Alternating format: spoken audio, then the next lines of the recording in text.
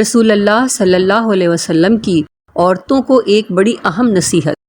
سیدنا ابو سعید خدری رضی اللہ عنہ بیان کرتے ہیں کہ رسول اللہ صلی اللہ علیہ وسلم عید الاضحیٰ یا عید الفطر میں عیدگاہ میں تشریف لے گئے۔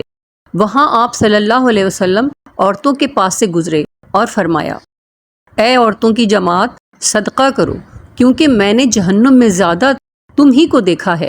انہوں نے کہا، یا رسول اللہ، ایسا کیوں؟ آپ صلی اللہ علیہ وسلم نے فرمایا کہ تم لان تان بہت کرتی ہو اور شوہر کی ناشکری کرتی ہو، باوجود عقل اور دین میں ناقص ہونے کے میں نے تم سے زیادہ کسی کو بھی ایک عقل مند اور تجربہ کار آدمی کو دیوانہ بنا دینے والا نہیں دیکھا۔ عورتوں نے عرض کی کہ ہمارے دین اور ہماری عقل میں نقصان کیا ہے یا رسول اللہ؟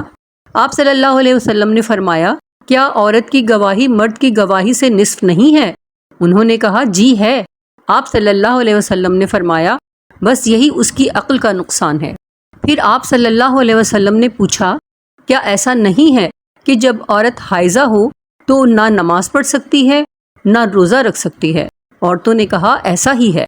آپ صلی اللہ علیہ وسلم نے فرمایا کہ یہی اس کے دین کا نقصان ہے۔ صحیح بخاری 304۔ رب ہب لی حکما والحقنی بالصالحین وجعل لی لسان صدق فی الآخرین وجعلنی من ورثۃ جنۃ النعیم۔ اے میرے رب، مجھے اپنی عنایت سے حکمت، صالحین کا ساتھ، اپنے بعد آنے والوں میں سچی ناموری اور جنت نعیم کے وارثین میں شامل فرما۔ آمین۔ القرآن سورۃ الشعراء آیت نمبر 83-85۔ یا مقلب القلوب ثبت قلبی علی دینک، اے دلوں کو پھیرنے والے، میرے دل کو دین پر قائم رکھنا۔ آمین ثم آمین۔